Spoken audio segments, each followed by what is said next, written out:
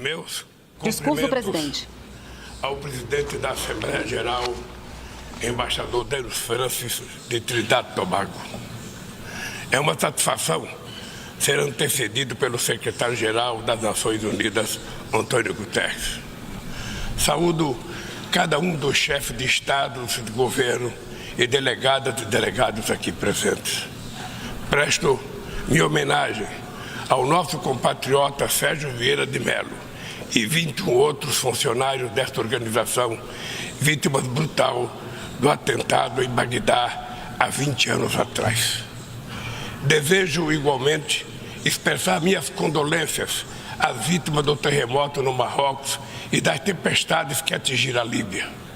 A exemplo do que ocorreu recentemente no estado do Rio Grande do Sul, no meu país, estas tragédias ceifam vidas e causam perdas irreparáveis. Nossos pensamentos de orações estão com todas as vítimas e seus familiares. Senhoras e senhores, há 20 anos ocupei essa tribuna pela primeira vez e disse daquele 23 de setembro de 2003 que minhas primeiras palavras diante deste Parlamento Mundial sejam de confiança na capacidade humana de vencer desafios e formas superiores de convivência. Volto hoje para dizer que mantenho minha inabalável confiança na humanidade. Naquela época, o mundo ainda não havia se dado conta da gravidade da crise climática. Hoje, ela bate às nossas portas, destrói nossas casas, nossas cidades, nossos países, mata e impõe perdas e sofrimentos a nossos irmãos, sobretudo aos mais pobres. A fome, tema central da minha fala neste Parlamento Mundial 20 anos atrás, atinge hoje 735 milhões de seres humanos que vão dormir esta noite sem saber se terão o que comer amanhã. O mundo está cada vez mais desigual. Os 10 maiores bilionários possuem mais riqueza que os 40% mais pobres da humanidade. O destino de cada criança que nasce nesse planeta parece traçado ainda no ventre de sua mãe. A parte do mundo em que vivem seus pais e a classe social a qual pertence sua família irão determinar se essa criança terá ou não oportunidades ao longo da vida. Se irá fazer todas as refeições ou se terá negado o direito de tomar café de manhã, almoçar e jantar diariamente. Se terá acesso à saúde ou se irá sucumbir a doenças que já podiam ter sido erradicadas. Se completará os estudos e conseguirá um emprego de qualidade ou se fará parte da legião de desempregados, subempregados e desalentados que não para de crescer. É preciso, antes de tudo, vencer a resignação que nos faz aceitar tamanha injustiça como fenômeno natural. Para vencer a desigualdade, falta vontade política daqueles que governam o mundo.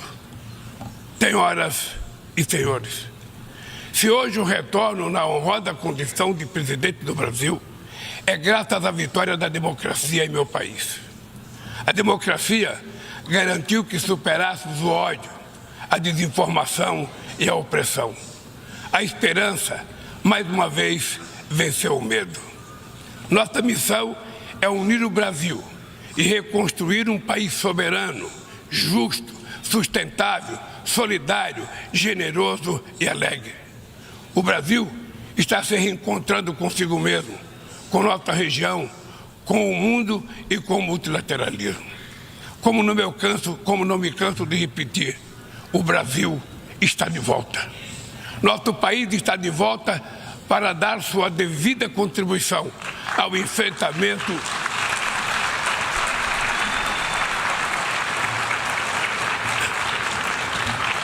Nosso país está de volta para dar a sua devida contribuição ao enfrentamento dos principais desafios globais.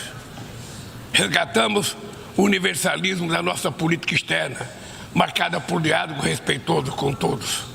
A comunidade internacional está mergulhada em um turbilhão de crises múltiplas e simultâneas. A pandemia da Covid-19, crise climática e a insegurança alimentar e energética ampliada por crescentes tensões geopolíticas. O racismo, a intolerância e a xenofobia se alastram, ativadas por novas tecnologias criadas supostamente para nos aproximar. Se tivéssemos que resumir em uma única palavra este desafio, ela seria desigualdade. A desigualdade está na raiz destes fenômenos ou atua para agravá-los.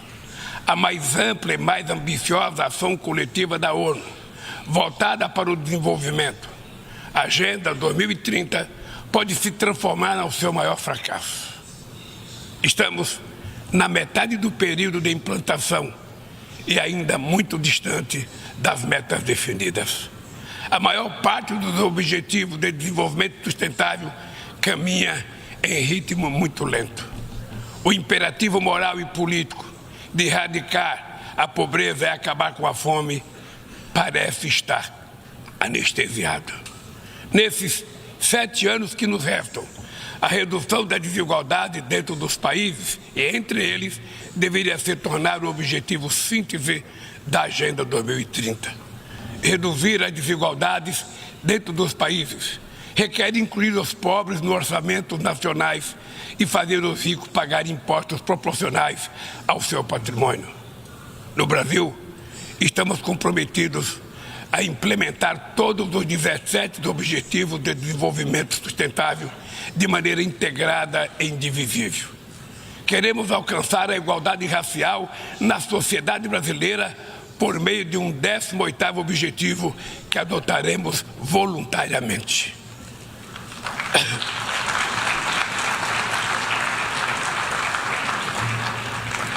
Lançamos o Plano Brasil Sem Fome, que vai reunir uma série de iniciativas para reduzir a pobreza e a insegurança alimentar.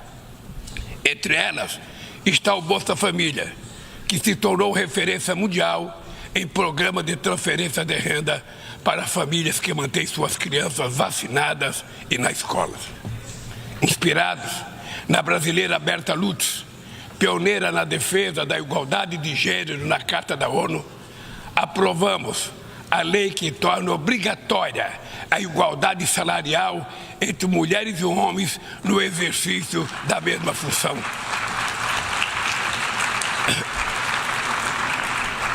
Combateremos o feminicídio e todas as formas de violência contra as mulheres. Seremos rigorosos na defesa dos direitos dos grupos LGBTQI+, e pessoas com deficiência.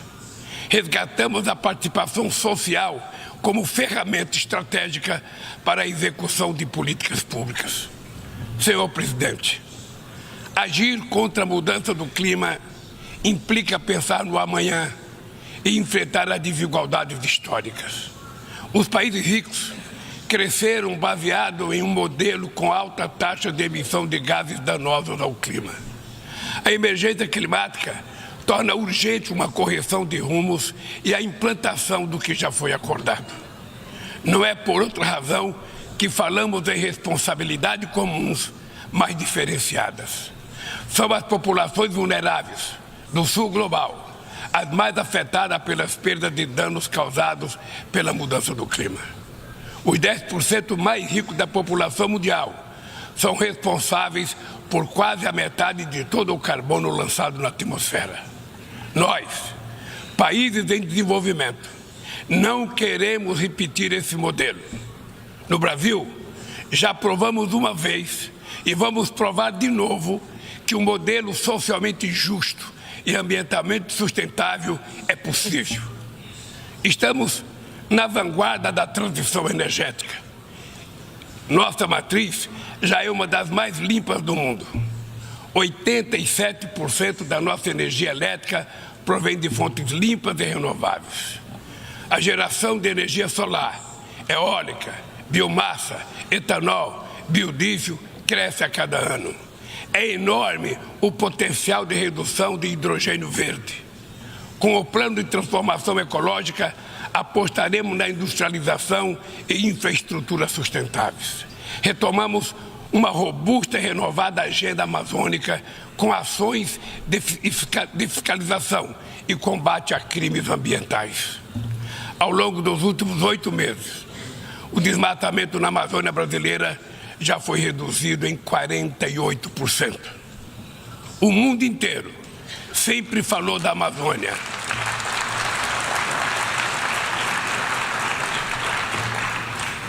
O mundo inteiro sempre falou da Amazônia. Agora é a Amazônia que está falando por si mesma. Sediamos há um mês a cúpula de Belém no coração da Amazônia e lançamos uma nova agenda de colaboração entre os países que fazem parte daquele bioma. Somos 50 milhões de sul-americanos, amazônidas, cujo futuro depende da ação decisiva e coordenada dos países que detêm soberania sobre os territórios da região. Também aprofundamos o diálogo com outros países detentores de florestas tropicais da África e da Ásia. Queremos chegar à COP28 em Dubai com uma visão conjunta que reflita sem qualquer tutela as prioridades de preservação das bacias amazônicas do Congo e do Bornéu-Mekong, a partir das nossas próprias necessidades. Sem mobilização de recursos financeiros e tecnológicos, não há como implementar o que decidimos no Acordo de Paris e no Marco Global da Biodiversidade. A promessa de destinar 100 bilhões de dólares anualmente para os países em desenvolvimento permanece apenas isso, uma longa promessa. Hoje, esse valor seria insuficiente para uma demanda que já chega à casa dos trilhões de dólares. Senhor Presidente, o princípio sobre o qual se assenta o multilateralismo, o da igualdade soberana entre as nações, vem sendo corroído. Nas principais instâncias da governança global, negociações em que todos os países têm voz e voto perderam o fôlego.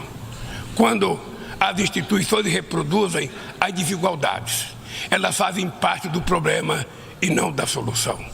No ano passado, o FMI disponibilizou 160 bilhões de dólares em direitos especiais de saque para países europeus e apenas 34 bilhões para os países africanos. A representação desigual e distorcida na direção do FMI e do Banco Mundial é inaceitável. Não corrigimos os excessos da desregulação dos mercados e da apologia do Estado mínimo. As bases de uma nova governança econômica não foram lançadas. Os BRICS surgiu na esteira desse mobilismo e constitui uma plataforma estratégica para promover a cooperação entre países emergentes. A ampliação recente do grupo na cúpula de Joanesburgo fortalece a luta por uma ordem que acomoda a pluralidade econômica, geográfica e política do século XXI. Somos uma força que trabalha em prol de um comércio global mais justo, num contexto de grave crise do multilateralismo. O protecionismo dos países ricos ganhou força e a Organização Mundial do Comércio permanece paralisada, em especial o seu sistema de solução de controvérsias. Ninguém mais se recorda da rodada do desenvolvimento de Doha.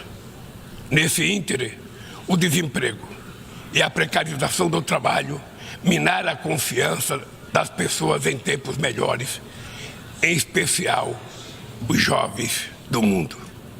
Os governos precisam romper com a dissonância cada vez maior entre a voz do mercado e a voz das ruas. O neoliberalismo agravou a desigualdade econômica e política que hoje assola as democracias. Seu legado é uma massa de deserdados e excluídos. Em meio aos seus escombros, surgem aventureiros de extrema-direita que negam a política e vendem soluções tão fáceis quanto equivocadas. Muitos sucumbiram à tentação de substituir um neoliberalismo falido por um nacionalismo primitivo, conservador e autoritário.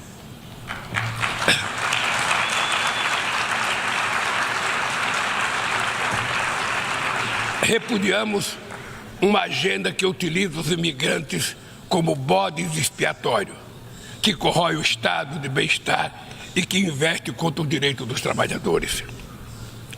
Precisamos resgatar as melhores tradições humanistas que inspiraram a criação da ONU. Políticas ativas de inclusão nos planos cultural, educacional e digital são essenciais para a promoção dos valores democráticos e da defesa do Estado de Direito. É fundamental preservar a liberdade de imprensa.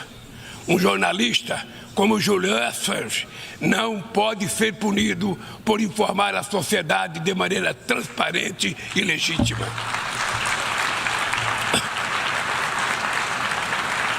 Nossa luta é contra a desinformação e os crimes cibernéticos. Aplicativos e plataformas não devem abolir as leis trabalhistas pelas quais tanto lutamos. Ao assumir a presidência do G20 em dezembro próximo, não mediremos esforços para colocar no centro da agenda internacional o combate às desigualdades e todas as suas dimensões. Sob o lema Construindo um mundo justo e um planeta sustentável, a presidência brasileira vai articular inclusão social e combate à fome, desenvolvimento sustentável e reforma das instituições de governança global. Senhor presidente, não haverá sustentabilidade nem prosperidade sem paz. Os conflitos armados são uma afronta à racionalidade humana. Conhecemos os horrores e os sofrimentos produzidos por todas as guerras. A promoção de uma cultura de paz é um dever de todos nós construí-la e requer persistência e vigilância. É perturbador ver que persistem as antigas disputas não resolvidas e que surgem ou ganham vigor novas ameaças. Bem mostra a dificuldade de garantir a criação de um Estado do povo palestino. A este caso se somam a persistência da crise humanitária no Haiti, o conflito no Iêmen, as ameaças à unidade nacional na Líbia e as rupturas institucionais em Burkina Faso, Gabão, Guiné-Conakry, Mali, Níger e Sudão. Na Guatemala, há risco de um golpe que impediria a posse do vencedor das eleições democráticas. A guerra na Ucrânia escancara nossa incapacidade coletiva de fazer prevalecer os propósitos e princípios da Carta da ONU. Não subestimamos as dificuldades para alcançar a paz, mas nenhuma solução será duradoura se não for baseada no diálogo. Tenho reiterado que é preciso trabalhar para criar espaço para negociações. Investe-se muito em armamentos e pouco em desenvolvimento. No ano passado, os gastos militares somaram mais de 2,224 bilhões de dólares. As despesas com armas nucleares chegaram a 83 bilhões de dólares, valor 20 vezes superior ao orçamento regular da ONU. Estabilidade e segurança não serão alcançadas onde há exclusão social e desigualdade. A ONU nasceu para ser a casa do entendimento e do diálogo. A comunidade internacional precisa escolher. De um lado está a ampliação dos conflitos, o aprofundamento das desigualdades e a erosão do Estado de Direito. Do outro, a renovação das instituições multilaterais dedicadas à promoção da paz. As sanções unilaterais causam grande prejuízo à população dos países afetados. Além de não alcançarem seus alegados objetivos, dificultam os processos de mediação, prevenção e resolução pacífica de conflitos. O Brasil seguirá denunciando medidas tomadas sem amparo na Carta da ONU, como o embargo econômico e financeiro imposto a Cuba e a tentativa de classificar esse país como Estado patrocinador do terrorismo.